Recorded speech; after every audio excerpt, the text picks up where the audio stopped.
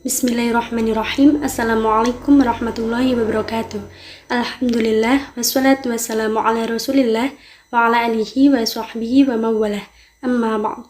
Kami dari kelompok 2 akan mempresentasikan hasil dari kelompok kami mengenai identifikasi masalah yang dihadapi oleh bangsa Indonesia terkait dengan penegakan HAM di Indonesia. Yang pertama, masalah yang muncul dari perkembangan iptek.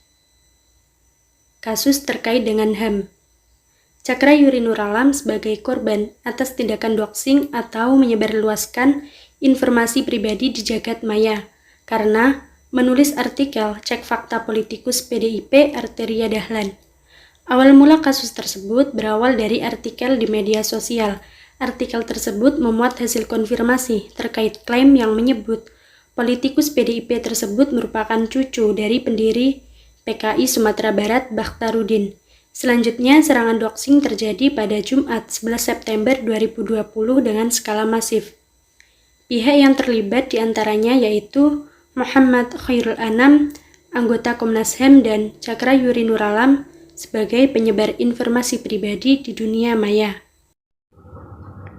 Baik, selanjutnya kebijakan penanganan. Terkait masalah doxing ini, pemerintah diharapkan mampu merevisi UU ITE. Saat ini, pemerintah membentuk tim pengkaji UU ITE. Menteri Koordinator Politik, Hukum dan Keamanan atau Menko Polhukam Mahfud MD menyampaikan pemerintah sedang mempertimbangkan untuk membuat kesepakatan baru terkait kontroversi UU ITE. Sebagaimana yang dituturkan oleh Menko Polhukam Mahfud MD, beliau menuturkan revisi bisa dengan cara mencabut atau menambahkan kalimat. Selain itu, penambahan penjelasan bisa dilakukan untuk merevisi UU ITE.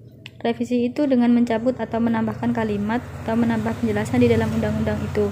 Diberitakan sebelumnya, Cakra Yuri Nuralam, seorang jurnalis mengalami doxing atau menyebarluaskan informasi pribadi di jagat maya karena menulis artikel cek fakta terkait politikus PDIP Arteria Dahlan.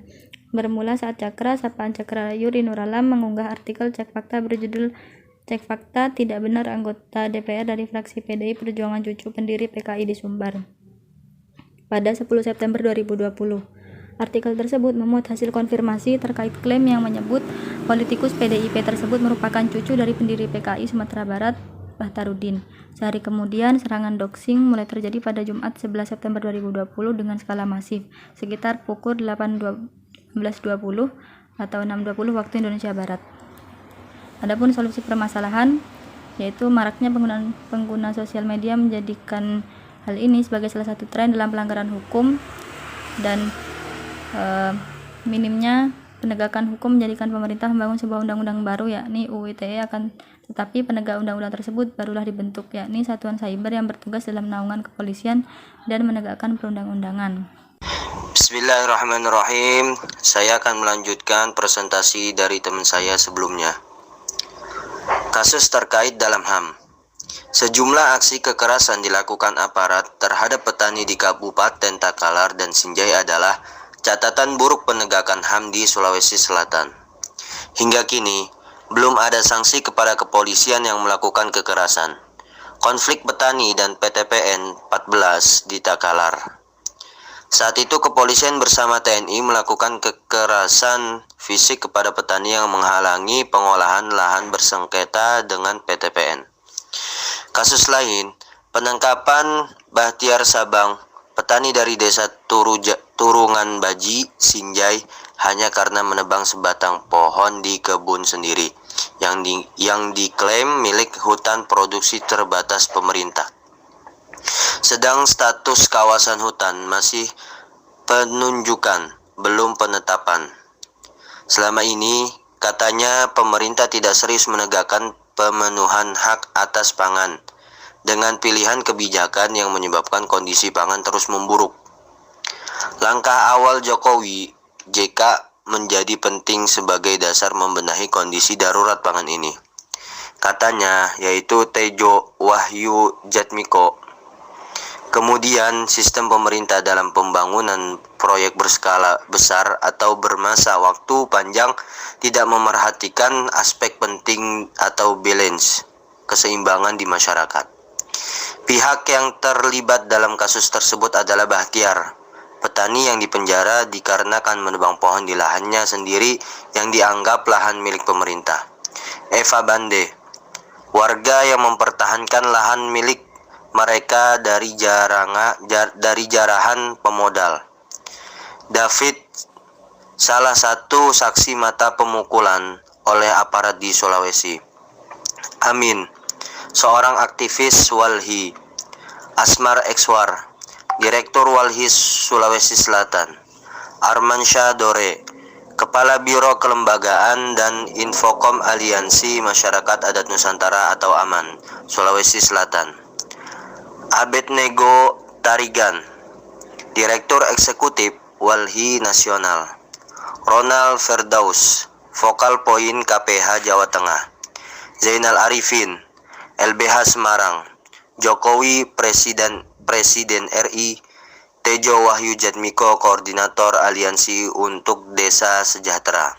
Susi Pujiastuti, Menteri Kelautan dan Perikanan. Ahmad Surambo, Pokja Sawit. Selanjutnya presentasi akan dijelaskan oleh teman saya. Berikutnya yaitu kebijakan penanganan, yakni kebijakan pemerintah dalam menanggapi tuntutan hak pangan ini dapat dilihat dari peran negara, yakni negara mempunyai peran penting karena memiliki otoritas dan kapasitas dalam mengkonsolidasikan sumber daya ekonomi dan politik demi kepentingan pemenuhan hak atas pangan. Dengan berbagai kewajiban, yakni negara wajib menghargai, melindungi, dan memenuhi kebutuhan pangan rakyat, terutama para produsen skala kecil dan konsumen dalam negeri. Tuntutan ini ada karena Aliansi untuk Desa Sejahtera pada hari HAM ini mengingatkan pemerintah mengenai pemenuhan hak atas pangan, yang mana menurutnya pemerintah tidak serius menegakkan pemenuhan hak atas pangan dengan pilihan kebijakan yang menyebabkan kondisi pangan terus memburuk, yakni ditandai dengan impor pangan meningkat, harga pangan sulit terjangkau masyarakat miskin, dan 5 juta lebih penghasil pangan berkurang. Menurut Tejo Wahyu Jatmiko mengatakan, negara harus memiliki peran penting untuk memiliki otoritas dan kapasitas dalam mengkonsolidasikan sumber dayanya demi kepentingan pemenuhan hak atas pangan. Selanjutnya yaitu solusi permasalahan. Anjlok atau turunnya pangan di Indonesia yang disebabkan adanya pandemi dan kritisnya sumber pangan menjadikan Presiden Republik Indonesia melakukan impor pangan dari luar, bukan membenahi kerusakan sumber pokok dalam negeri. Hal tersebut yang menjadikan makin terpuruknya ekonomi negara. Daripada uang negara dijadikan sebagai dasar impor pangan, lebih baik dijadikan untuk pembenahan swasembada sumber pokok pangan dalam negara. Bismillahirrahmanirrahim. Di sini saya akan meneruskan presentasi dari teman saya tentang kebodohan masyarakat, khusus terkait dalam HAM. Di Maluku ada satu pulau, saking tidak ada artinya anak-anak minum sopi dari pohon aren yang berisiko mabuk. Pemerintah harusnya melayani kebutuhan air sehat untuk rakyat di sana sebagai bentuk pelaksanaan HAM general, asasi, dan universal. Di Alor atau tepatnya di NTT, warga negara sakit sudah bisa tanpa pelayanan medis. Artinya pemerintah lalai melaksanakan HAM general dari Pancasila dan Undang-Undang Dasar 1945. Rini S. Soemarwoto, PhD BIS, menyebut contoh kasus hotel di Sumba, tepatnya di Nusa Tenggara Timur. Beliau berkata, di Sumba ada hotel paling mahal di dunia. Artinya mengambil lahan sumber kehidupan masyarakat, tapi warganya hanya jadi tukang sapu, supir, dan satpam. Pemerintah mestinya melindungi sumber hidup layak masyarakat sebagai pelaksana HAM general di sana.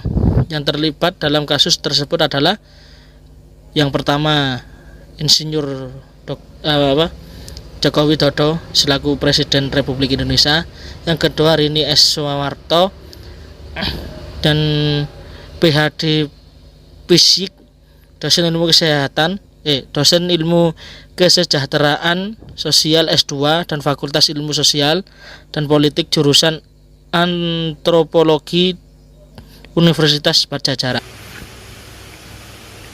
Assalamualaikum warahmatullahi wabarakatuh. Untuk selanjutnya yakni tantangan global. Kasus terkait dalam HAM. Pertengahan Februari 2016, Kementerian Sekretariat Negara atau Kemensetnek mengklaim tidak memiliki atau menguasai dan mengetahui keberadaan dokumen laporan akhir tim pencari fakta atau TPF. Kasus meninggalnya Munir, singkat kata, dokumen hasil penyelidikan TPF yang tidak pernah dibuka ke publik tersebut tiba-tiba hilang. Koordinator Kontras Fathia Maulidianti mengungkap tidak ada upaya dalam menegakkan keadilan bagi pelanggar hak asasi manusia. Lantas, kasus Munir jadi warisan tak terselesaikan. Fakta kasus Munir, keluarga dan koalisi masyarakat sipil hingga hari ini berjuang mendesak pemerintah untuk mengungkap dokumen rekomendasi TPF. Kami dari Kontras tetap berkeyakinan bahwa pelanggaran HAM, pelaku dalang siapapun itu di belakang mastermind sampai dengan eksekutor yang bekerja di lapangan harus diadili demi memenuhi hak korban. Pemulihan juga harus dilaksanakan oleh negara dan tidak hanya sekedar memaafkan, tetapi proses pencarian kebenaran, peradilan dan lain sebagainya harus tetap dijalankan. Sebagai bentuk apresiasi tertinggi, hingga hari ini Kontras bersama dengan keluarga korban akan terus menyuarakan dan berkampanye soal kasus Munir. Seperti biasa akan terus menyuarakan ini tidak hanya di sektor nasional maupun internasional, ungkap Fathia. Yang terlibat dalam kasus tersebut adalah Murni Syahid Thalib, aktivis hak asasi manusia, Kementerian Sekretariat Negara, Kemensetnek, tim pencari fakta atau TPF. Baiklah, saya di sini akan melanjutkan presentasi dari materi sebelumnya, yakni kebijakan penanganan. Pada September 2016 lalu, dalam sebuah pertemuan dengan pakar hukum di Istana Merdeka, Presiden Jokowi pernah menyampaikan komitmennya untuk menyelesaikan kasus Munir. Pernyataan ini sedikit memberikan kelegaan akan adanya langkah-langkah konkret pemerintah untuk mengungkapkan siapa yang melakukan pembunuhan terhadap Munir. Meski kemudian pernyataan tersebut tidak pernah terwujud hingga saat ini. Bahkan disebutkan hampir 14 tahun lebih sejarah pembunuhan Munir masih belum terselesaikan hingga saat ini. Pemerintah seakan bungkam dan menutupi kasus pembunuhan Munir, yang mana hal itu terbukti dengan halnya dokumen TPV yang juga berisi rekomendasi untuk membentuk tim investigasi independen dan keengganan pemerintah untuk mengumumkan isi dari laporan tersebut. Hal ini menunjukkan bahwa penegakan HAM merupakan hal yang prioritas dan perlu dijunjung serta dipupuk kembali di negara ini. Memasuki tahun ke-16 meski kasus meninggalnya pejuang hak asasi manusia HAM Munir Syahid Thalib pada 7 September 2004 hingga saat ini masih diselimuti kegelapan. Segala upaya yang dilakukan untuk mengungkapkan keadilan dan kepastian hukum terhadap kasus Munir seakan menemui jalan buntu. Pada pertengahan Februari 2016, Kementerian Sekretariat Negara mengklaim tidak memiliki, menguasai, dan mengetahui keberadaan dokumen laporan terakhir tim pencarian fakta kasus meninggalnya Munir. Singkat kata, dokumen hasil penyelidikan tim pencarian fakta atau TPV yang tidak pernah dibuka ke publik tersebut tiba-tiba hilang. Pada Oktober 2016, Komisi untuk Orang Hilang dan Korban Tindak Kekerasan atau Kontras menggugat Kemensetnek. Hasilnya, Majelis Hakim memerintahkan lembaga negara itu segera mengumumkan dokumen TPF. Namun, alih-alih memberikan informasi dan dokumen, pemerintahan Joko Widodo malah melakukan banding melalui PT UN. Putusan PT UN Jakarta menyatakan dokumen laporan akhir TPF yang berisi 4 lapis pelaku yang terlibat dalam pembunuhan Munir itu tidak dikuasai pemerintah, sehingga tidak ada kewajiban untuk mengumumkannya kepada publik. Kasasi yang diajukan koalisi terhadap putusan itu kandas dan Mahkamah Agung memperkuat putusan PT UN Jakarta tersebut.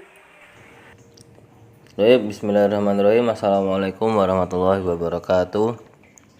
Kemudian ada solusi permasalahan. HAM merupakan poin penting untuk sebuah negara. Lemahnya sebuah HAM menjadikan negara tersebut terpuruk dalam banyaknya kasus kekerasan. Begitu juga halnya dengan kasus Munir yang sudah hampir 2 windu tak terurus, menjadikan sebuah fakta dan dasar atas lemahnya penegakan hukum di Indonesia. Bahkan, sebuah solusi tanpa adanya aksi pun tak akan berguna bagi lemahnya hukum di negara kita. Mungkin hanya dengan tetap bersuara dan juga andil dalam hukum negara sajalah solusi dari sebuah lemahnya hukum negara. Baik, cukup sekian PPT dari kelompok kami. Wabillahi taufiq wal hidayah. Wassalamualaikum warahmatullahi wabarakatuh.